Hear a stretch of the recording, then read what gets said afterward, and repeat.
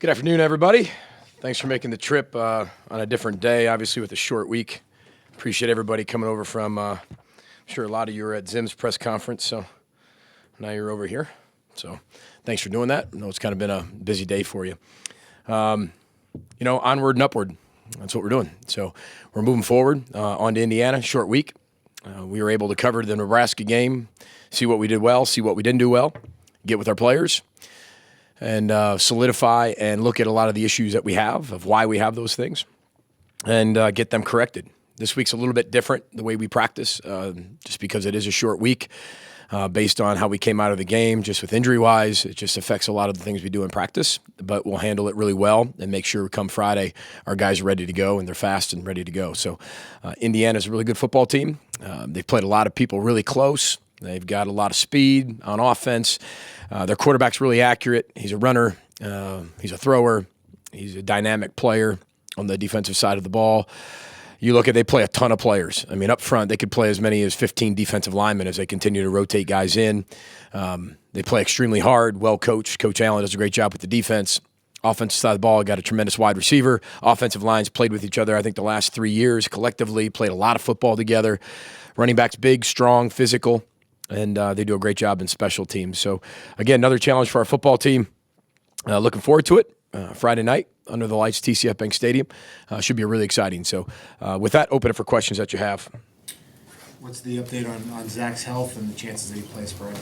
I can't give you a percentage just yet. I mean, it's only a day and a half really after the game. So for us to kind of say exactly what's going to happen, I'd be guessing. He's had a few things wrong with him when he was taken out. So, I don't make those calls. All the doctors and trainers do. But I'm glad we have the doctors and trainers we have, because they would rather do something that's extensive and protect rather than say, yeah, he's fine, which they took him to the hospital, did that, got him back quickly after they found out some of the things were negative. So, but I give him a lot of credit. I mean, if I'm a family member of somebody on our team, you know that you have the right trainers, doctors who are caring for your son. So, but he's doing well. He's doing well. Seems like Zach. So. What did you like about Tanner's performance after going back and? It was gritty. It was gutsy. It's what he is. We have two freshman quarterbacks, and I thought Tanner went in there and does what Tanner does. He gave us a little bit more with the feet. He was able to run some option, escape the pocket, run. Pick up a first down here and there, get some extra yardages, even on first down, make second and short. Which how good you are on third down really has to do with how good you are on first down. If you're in a lot of 2nd and 9, 2nd and 8s, it's going to be really difficult for you to be able to be a high efficiency third down team. I thought he went in there and owned the team, commanded the team, led the team, and that's what we expect when we put him in there. 22 unanswered points. That's pretty good, being able to be down 28-0, then come back 22 points unanswered, and we weren't able to sustain what we were doing defensively at that time. So I give our kids a lot of credit. We're growing in a lot of areas. I know you guys only see the wins and losses, and that's your job to be able to do, and you report really well on all those things. But when you look at our football team and what we're accomplishing, I mean, there's 7 or 8, depending how you look at it, starters on offense that are freshmen, and watching their performance. And Rashad Bateman, I think, is 5, 6, 7 catches away from the freshman record already. That's just a freshman. We have the second leading receiver in the Big Ten with Tyler Johnson. On the defensive side, Carter Coughlin leads the Big Ten in sacks. I mean, there's a lot of positive things that are happening. 474 yards. I mean, that's the second of the year. That's the second most in the season. When you look at the 350 yards passing, I mean, that's the most in a decade in Big Ten play with Minnesota. So, we're making huge strides with a very, very young offense. And you'll be able to see, remember, the younger you are, the bigger strides you make when you see from day to day and week to week. Look at Adrian Martinez. He played the best game of his freshman year against us. I mean, for a lot of different reasons.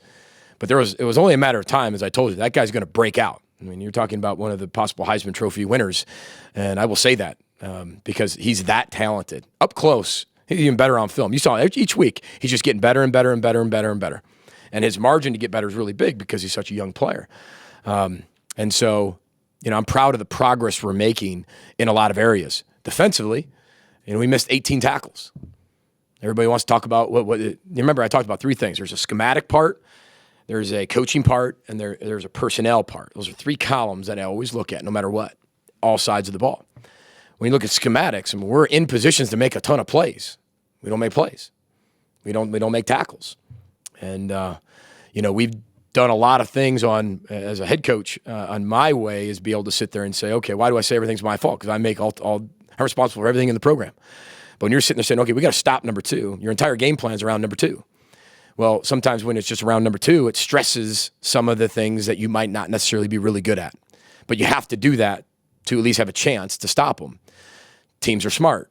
You see a lot of teams getting a lot of bunch, a lot of clusters, letting our secondary make plays in the run game on the outside. And we're not able to make those at this time. And so a lot of the tackles came from that area. And those are 3 touchdowns like that. You miss 1 tackle, and it's your gap, your responsibility. That's what happens. So that's going to happen. That's going to be fixed through recruiting, through development. Hopefully maybe getting guys back. Chenault might not play this week. You got T-Time just returning.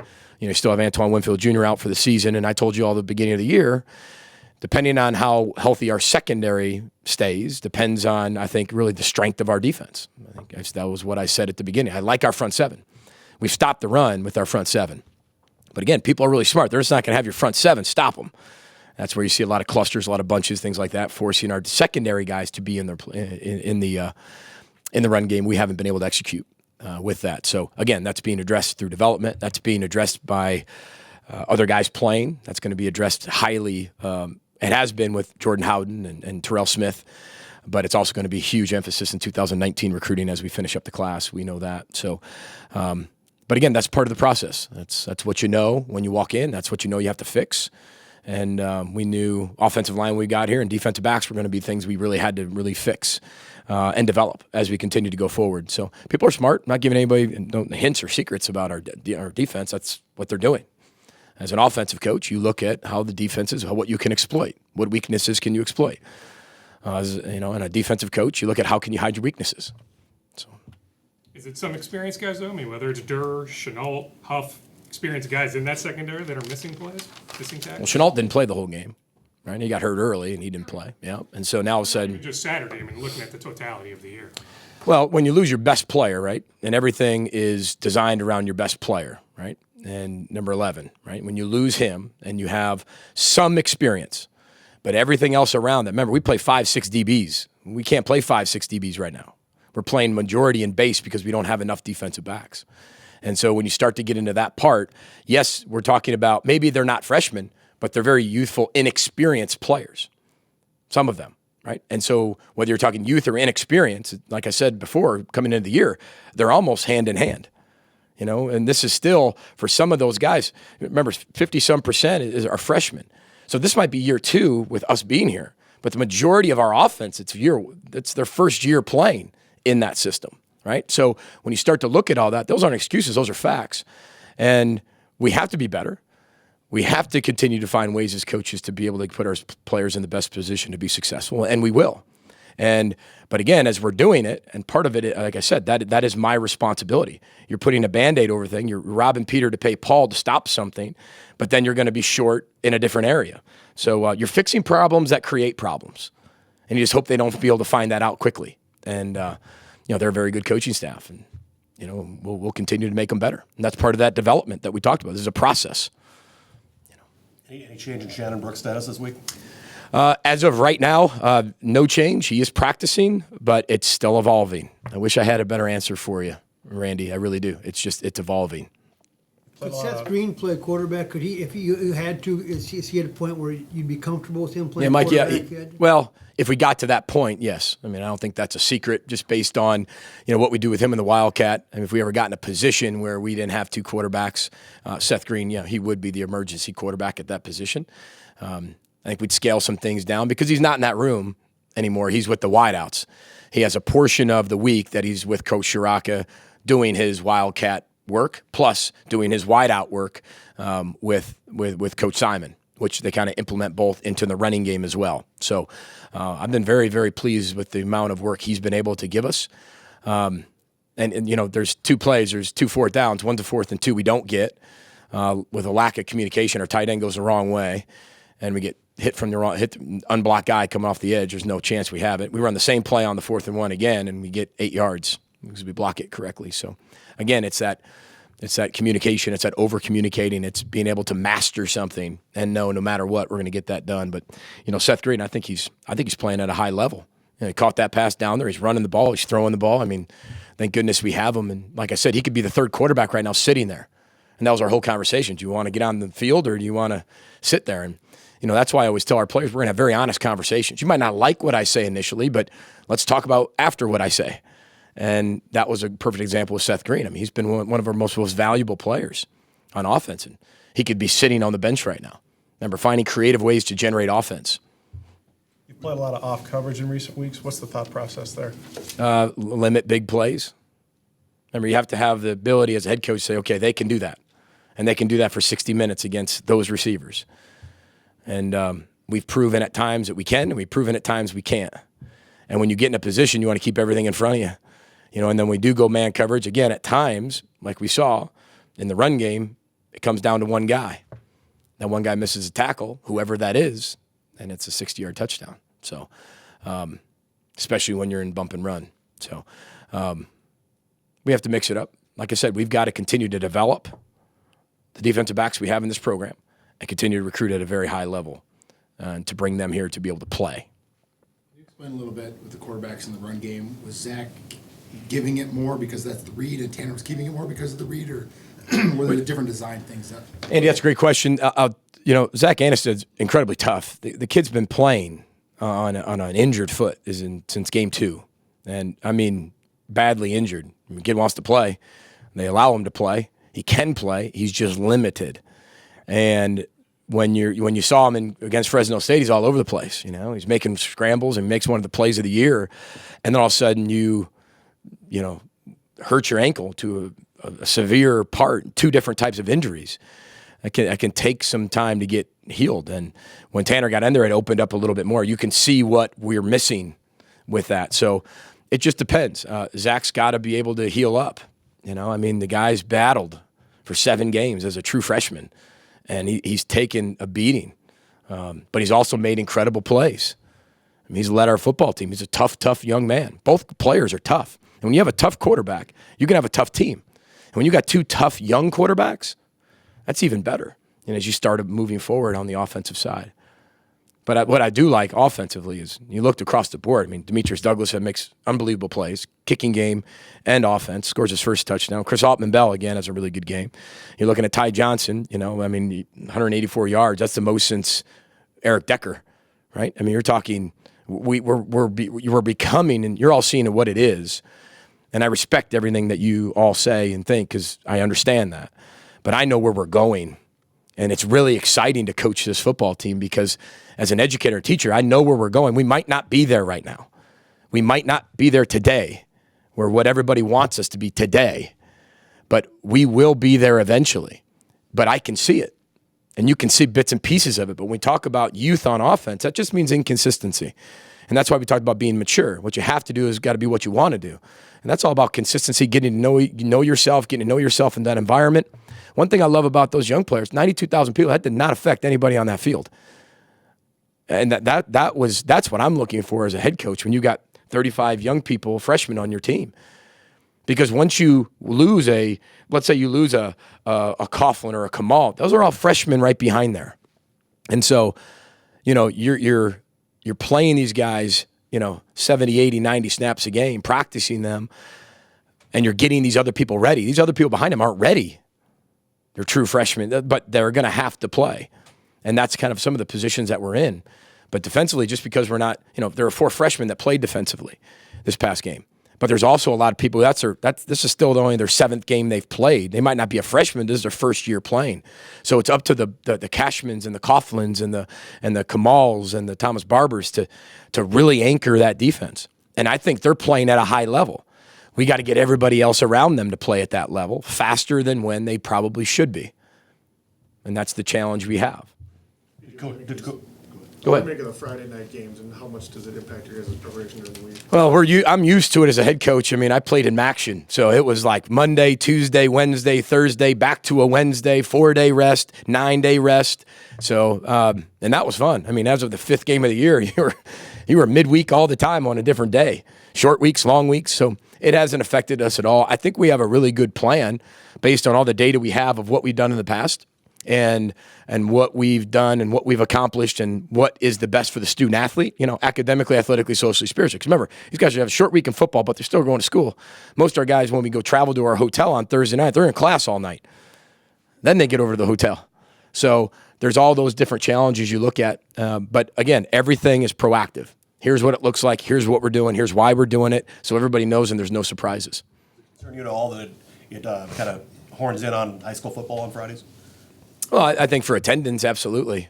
I'm a firm believer in high school football's played on Fridays, college football's played on Saturday, NFL football's played on Sunday. I think then Monday Night Football. I mean, I'm a huge believer of that. But I don't run TV, So I mean, it's TV driven. We know that, and if that's what's best for TV and they're making the calls, then we'll play anywhere. We shouldn't sit there and say, well, we don't want to. We're excited about playing Friday night. What have you seen out of Stevie Scott, Indiana's freshman running back? Well, he's big. He's strong. We recruited him. I think he's really talented. You can tell he reminds me. I don't like to do comparisons, but when we had a Jarvion Franklin our first year at our first year at Western Michigan, and he was. They remind me of each other, 6'1", 235 pounds, big, physical, a little bit like Nebraska's back, but he's a young kid, and he's doing well, and you can tell he's growing every single week. He's just getting better because, again, when you're young, that growth is so much. Really good player. Good in pass pro. What went into the unique thing that you guys did on Saturday with the coin toss captain and why Tanner have that? Well, it was so late. Right, and I like everybody running out of the tunnel together, and then we'll do our captains. But we were coming out at like 2:30, and they need the captains prior to 2:30. So what I thought was, okay, Tanner was, the backup quarterback to start. Let him go out there, make that. He already knows the calls we're going to make. Let him go out there and let the team run out with the team. So that's the way we handled that. Hey, explain Tyler Johnson losing focus and 1 or 2 drops a game, and he'll make some catches that just take your breath away. Yes. 184 yards. I mean, that speaks for itself. But then there's Yeah, we could have seemingly 250. 1 or 2. Yeah, I mean, he could have. Yeah. So And how do you those. explain it? Well, if I had all the answers for it, it would have been fixed 6 weeks ago because it's happened over the course of the last 6-7 weeks. One thing I've had people with this before. I don't make it a big issue. When you make something a big issue, it becomes bigger, right? Just naturally. He knows what he has to be able to do to get better. He's been told what he needs to be able to do to fix that issue, how to be able to do that, because there's a reason. And so whether it's hand position or whether it's, not catching enough balls, not catching enough that type of balls, because again, when is it? It's coming back into the quarterback. Hardest ball to catch. If I took you out there and you and I had a one-on-one session right now and I was coaching you, you'd have a better chance of catching balls breaking outside and away from a quarterback. There's more time to see it. There's more distance between you and the quarterback. The ball's moving away. Balls are moving into you quicker, right? And so anytime like slants or digs or in routes, they're a little bit more difficult to be able to catch those. And they're not difficult catches for him, but his hand positioning, when we zone in on the film, is a little off. We can fix that. And then just repetition. Trade behavior becomes instinct. The more habits you create, the more instincts you're going to have. Because you got to build a habit before you build an instinct. So it's the constant those, not running, 20 yards on each play after practice just to catch that, but run 3 yards and have a jugs machine continue to shoot balls at you, catch 150 a day. Because again, then you know that you're working on that and then it's not an issue. But again, I do everything I can. Being a wideout, there's a mental part of that. And you got to be very delicate in how you're handling that because he's an exceptional player when he makes the plays. He's becoming a complete player. But those 1 or 2 at times are killing us in drives. But he's one of our best players. So we've got to find a way to be able to get him to break through that wall. There's a small little mental or emotional wall right there. We got to break through that.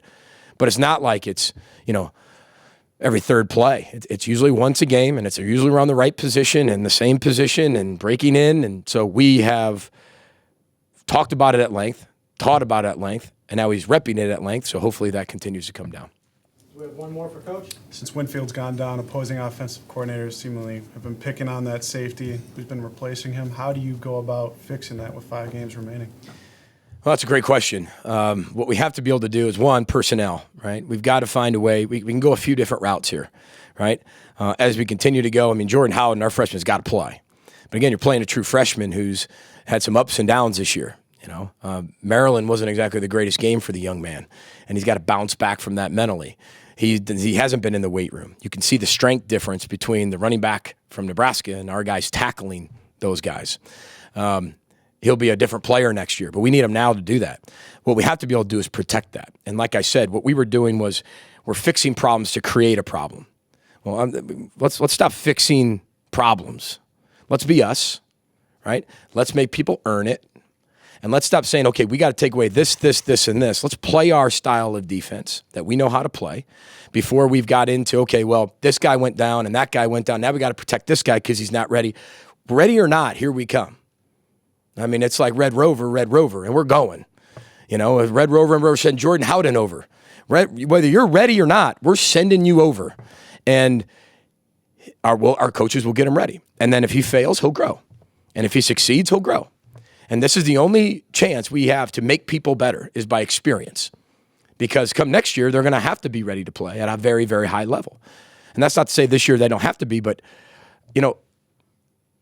frustration happens when your experience doesn't match your expectation. Well, I don't have an expectation of Jordan Howden being an All-American right now. So I'm not frustrated. Other people are frustrated, but I'm not frustrated.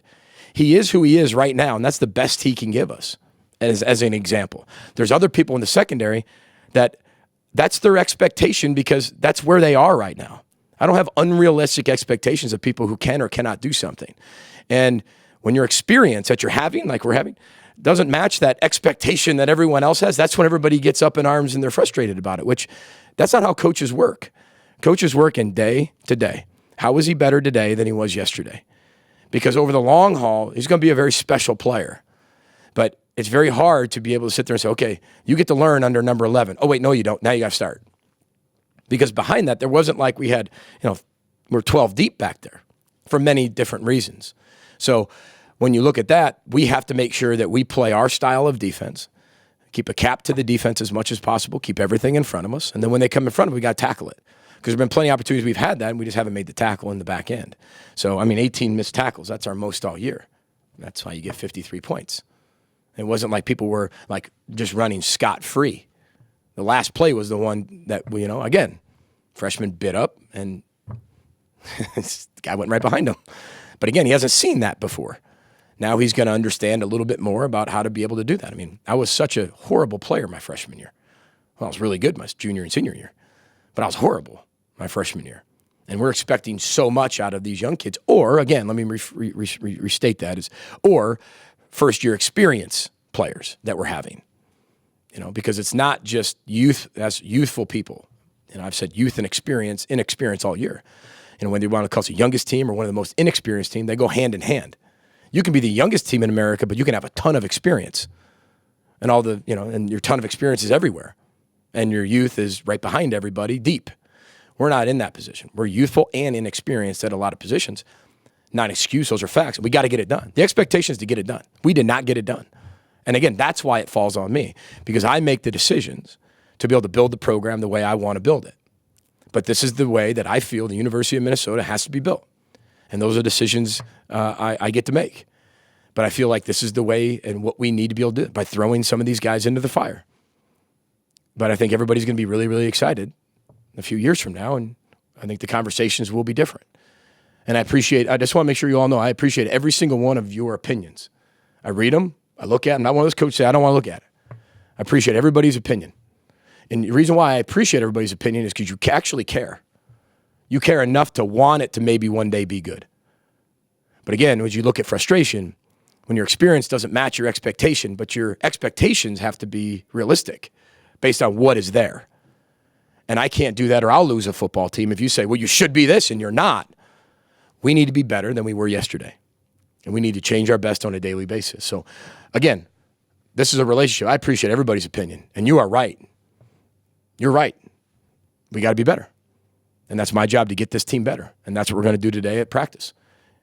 So, okay. Appreciate everybody's opinion. Sun came up today. We're rowing the boat. Scotty Ma, go Gophers. Thanks a lot, everybody.